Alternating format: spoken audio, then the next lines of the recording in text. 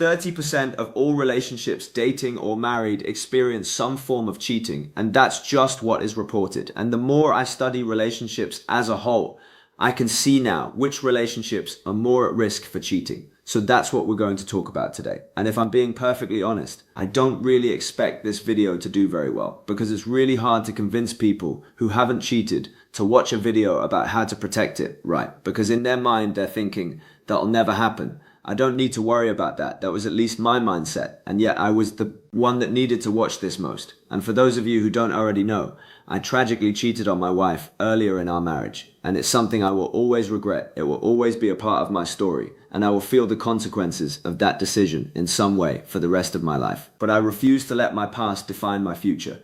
And I've worked very hard for years and years to do everything I can to learn how to heal this marriage, heal myself, and rebuild trust and create an environment of validation and safety where my wife can also heal from my selfish actions. And there's a lot of people out there that say, why would I ever take relationship advice from a cheater? And if that's you, no problem, totally understand. For me, I'm not going to stop talking about everything I've learned, not when it comes to just preventing cheating, but also growing and strengthening our bond together through honesty and vulnerability and intimacy. So why should anyone listen to me, right? Because I know firsthand what the warning signs are individually and relationally. I know what relationships are already set up to fail, and I'm simply doing everything I can to help people catch all this stuff early to avoid those problems. And last disclaimer, I'm going to talk a lot about how important it is to have a fulfilling relationship together, that your relationship is like a third entity between both of you, and you need to be intentionally protecting it and prioritizing it. But if your partner does cheating, don't let anyone ever tell you it was 50% your fault. It was 0% your fault, because nobody causes anyone else to cheat. Now, I understand full well how damaging a disconnected relationship can feel. I understand that in so many cases, one person might have been begging for intimacy and affection and closeness from their partner, and they were pushed away. I understand the effort that you might have been putting in way before the cheating even happened, that wasn't being reciprocated. And I'm going to have some tough love for that partner in just a little bit. But that doesn't change the fact that cheating is still 100% the betrayer's decision. At the end of the day, we could have broken up with them or divorced for them and then slept with whoever we wanted, but we didn't choose that option. And we need to own that. All right, so how do we prevent cheating in relationships? Because I'm a firm believer that most people don't set out to cheat. I certainly didn't. I had never done it before. Most people don't plan on cheating on their partner. So then why does it happen so frequently? Is it just because they're selfish a-holes who only care about themselves? I don't think that's what the research suggests. Now, I'm not saying cheating isn't extremely self-centered and immature, because it absolutely is. I'm definitely not saying cheaters deserve your grace or a second chance. I'm simply trying to answer the question, why does it happen? So we can prevent it. First, individually, you need to be someone who has a good moral compass. You need to have integrity. That means doing the right thing, even when no one's looking.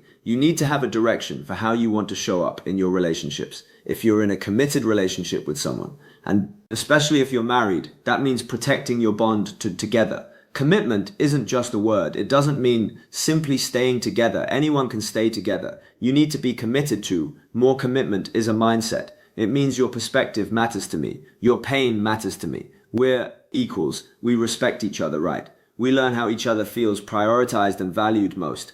And we serve each other in love, mutually. We're a team. You protect and prioritize the things that are important to you, right? So how many of us are protecting our relationship? Protecting your relationship means paying attention to the positions you're putting yourself in with other people. You shouldn't be flirting. You shouldn't be fantasizing about someone else. You shouldn't be drinking on that business trip when you know you have a tendency to drink too much. Shouldn't be watching those videos online, and especially not chatting with someone else online. You shouldn't be doing those drugs that alter your mental state. You shouldn't be going out of your way to be alone with someone of the opposite sex when your partner doesn't know about it. You shouldn't be seeking that other person's attention, and you shouldn't be confiding in someone that you're attracted to about how unsatisfied you are in your relationship. Everyone always wants to know exactly where the line is, right? It's just playful flirting. I haven't crossed any lines. Oh, it's just lunch. I mean, we're not allowed to eat lunch together. I didn't know eating was a crime. And yet the truth is, if we're honest with ourselves, it's become a pattern. You're starting to hope she comes over and asks if you've eaten yet, or you're looking to him to notice that you're wearing the shade of lipstick that he complimented you on last week. Stop trying to walk right up to the line and then being surprised when you find yourself over it. Know you yourself. Be honest at least with yourself. People cheat because at the end of the day, they wanted to feel something. I'm not saying that's ever justified. I'm saying our actions and patterns have a purpose. They make sense when we zoom all the way out and we're actually honest with ourselves. Maybe we need to ask ourselves why flirting with this person feels so good. Maybe we need to ask ourselves why we really like his attention. Maybe we need to ask ourselves if we truly feel fulfilled. In our relationship, we need to ask ourselves why this secret thing we have with this person and makes us feel so good. Let's not be naive or immature about this stuff. No one's forcing you to be in this relationship. If you're not doing things to intentionally strengthen it, then you're weakening it. If you've put your relationship on the back burner, if your relationship has gone stale, but you find your heart racing when this new guy smiles at you, you're putting yourself at risk for doing things you never thought you would do. It's normal to be attracted to other people in this life. I'm certainly not here to tell you how to live your life, but if you're in a committed relationship, you need to decide together what's appropriate and what's not. Being unwilling to have that conversation or not caring about what your partner's opinion is about, that's the first sign that you're going to have problems. Don't be shocked when you fall, when you keep standing on slippery slopes. And a lot of people wonder where the line is when it comes to emotional cheating. So here's what I know. If you're going out of your way to be with someone else in secret, if you're lying or withholding information about time or communication together, if you wouldn't dare want any else to see what you're doing or what you're saying, and you're developing deeper feelings of connection with this person, then yes, you're cheating and you're having an emotional affair. Now, does that make you a terrible person? No. Can you break out of this cycle? Yes. But it's going to be much more difficult now because you're in that exciting stage with this new person. And oftentimes you start to wish that they were your partner instead of your actual one. So it's going to take a lot of intentionality and most likely counseling. So you can talk about why this is happening in the first place. I heard my pastor say once, if you were the devil, how would you take you out? And you don't need to be religious to understand the point. The point is, where are you vulnerable to outside influence in your relationship? What are your weaknesses? Are you learning about them, talking with someone about them, or pretending like they don't exist? Let's just be brutally honest. Here, are you truly on board with monogamy? Or do you feel like you're missing out on some other experiences that you want to have? And even if you're good with it, do you feel ionically lonely in this relationship? Do you feel emotionally and physically disconnected from your partner? Are you starting to resent them? Do you even feel desired by them sexually anymore? Is your sex life boring or non-existent? There's nothing wrong with admitting any of those. In fact, it's extremely healthy. It's when you pretend like they don't exist, or you suppress them, or you can't talk to your partner about them because you're embarrassed, or they're not a safe place for you to be vulnerable, or you're too afraid to cause conflict. That's when it becomes a problem. The solution is honoring those things within yourself. Tell yourself it makes sense. I don't feel close to my partner when I continually feel emotionally disconnected from them. It makes sense why I don't feel connected to my partner when I can't trust them to be there for me when I'm hurting. That doesn't make me too needy. The solution is being honest with someone that you feel trapped in this relationship and you feel starved for emotional connection with someone running away from your feelings. Doesn't make them go away. It causes them to manifest in some other way with greater intensity. So be honest. You want to protect your relationship from cheating on either side. Know yourself and seek to know your partner. You can't prevent them from going against their moral code and stepping outside of this relationship. But you can do everything you can to give this relationship the best shot at mutual fulfillment and learning about how your partner feels close and valued and prioritized and doing those things intentionally. That's called intimacy together. I dare you to ask each other to finish this sentence. In order for me to feel close to my partner, I need, and then be a safe place for them to be. Honest without judgment. How about I go first? In order for me to feel close to my partner, I need to feel respected. I need to know that I can rely on them. I need to feel valued and prioritized. I need to feel desired. I need to know that they care about how I'm feeling. I need to know we're on a team. I need intimacy and emotional connection.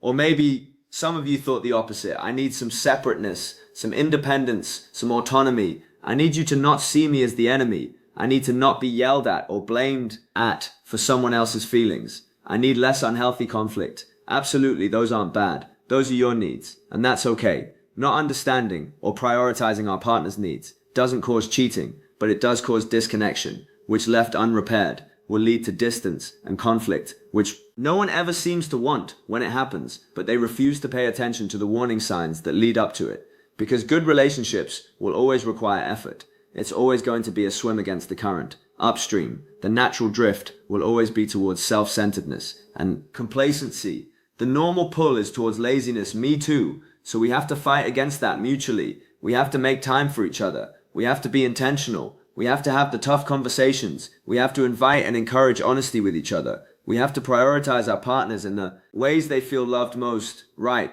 We have to continually insert excitement and playfulness into our relationship together. Of course it takes work, because anything worthwhile does. And this is the crazy thing, if you've tuned out because this was getting boring, totally, get that need you to come back for a second, minimize the other tabs we've already talked about. Sometimes you're susceptible to outside validation and attention, because inside the relationship you feel emotionally starved, right? You feel neglected, you feel unappreciated, you don't feel desired, and that certainly doesn't make it justified looking for those things outside of the relationship, but it does explain it. But other times your relationship is fine, and you would even admit that your partner does treat you right, and yet you're still unfulfilled. You're still susceptible to feeling drawn to outside attention. Why do you think that is? It's because there's probably some healing that needs to take place. Sometimes we've been hurt so bad in the past to the point where it feels unsafe to let our walls down and fully open up to someone, so we will sabotage the relationship that we're in. Sometimes we're terrified of real vulnerability and intimacy, that when our partner wants more closeness with us, that makes us want to run away, maybe even into the arms of a stranger, because in that moment, we need to prove to ourselves deep down that we're still independent and we're still in control. Sometimes we cheat, not because the reason parents and tend to have a purpose, right, and it's our job to thrive upon before we find ourselves in place we never want to end up. The sad truth is, to an immature person or an unhealed person, a healthy, safe, committed relationship feels boring and actually unsafe. It doesn't give us the chaos and unpredictability that our nervous system is used to, so we will go searching for that chaos outside of the relationship, even if it costs us this one. So let me ask you, are you healing from your past traumas? Are you exploring your mindsets around love and commitment and intimacy with a professional? Are you building up resentment towards your partner because you've begged for closeness? You tried to advocate for your needs, but it was met with them telling you you're too needy, you're too emotional, you're making a big deal about nothing and ruining the day. Or on the other side, are you the one who is invalidating and dismissing your partner's concerns or hurts or desires? Because I can have empathy for either situation and the pain that you've experienced in your past or present. But the truth is, hurt people, and you're on a path that has a destination. The best prevention for cheating for either of us is the ability to have a mutually fulfilling relationship that has mutual trust and respect and intimacy and consideration and honesty and vulnerability and emotional safety. Those aren't add-ons if we get around to them. They are the foundation that gives our relationship house the pillars it needs to stand strong, or the absence of them will be what causes it to crash to the ground. And if you're the type of partner who isn't pursuing those and doesn't care about whether your partner feels connected to you, doesn't want to prioritize their relationship, I'm not saying you deserve to be cheated on, but you are pushing your partner out of this relationship, whether you realize it or not. I understand you might not care about prioritizing the trust or connection levels in this relationship. You might not care about feeling intimate together, inside or outside of the bedroom. Here's the question: does your partner, the person you say you love, what do they need to feel fulfilled in this relationship? Because if your answer is just to roll your eyes again, or shut down the conversation, you're contributing to the death of this relationship. Remember, relationship meaning two people, not just you. You aren't the dictator. Here we're supposed to be a team. We're supposed to have companionship with each other. That means we both get an equal say. That means we both care. That means we both respect each other. And I certainly don't want you to be cheated on. But your relationship is dying. It's going to end one way or another if you truly care about it. As soon many people say they do, once it's over, prove it by protecting it now. So go to counseling together, read a book together, have the talks, schedule weekly check-ins where you're both actually able to be honest about what's working and what's not. Be vulnerable with each other, talking about each other's legitimate needs for closeness. Work on how you fight. Start learning how to interrupt that negative cycle of conflict. And if you can't or won't do that without fighting, that's your sign that you need to get some help, because your relationship is at stake. You got into this relationship for a reason. Why did you even start it? Because you enjoyed feeling close to them. Don't let your shame or guilt come and steal that away and push them away, because you're too afraid of facing yourself and admitting this is scary. And listen, I've done the work. I'm doing the work, and it is scary, learning how to go deep within yourself, learning how to be vulnerable and open up to someone again, learning how to be a safe place for someone to tell you their negative emotions and vice versa. I get it, it's scary. But I'm just here to tell you, I've seen the other side. I've seen the connection and intimacy that's possible, and it's worth it. You don't have to follow the same patterns that your mom or dad did, those walls that you've put up. They might keep you safe. They're going to cost you your most intimate relationships. Dare to be different. And I'll warn you, different isn't easy. Growth isn't comfortable. But just like working out, it gets easier the more that you do it. And one day you'll look back and be so glad that you started. Thank you so much for watching. Stay curious. Listen to each other. Can't wait to see you in the next one.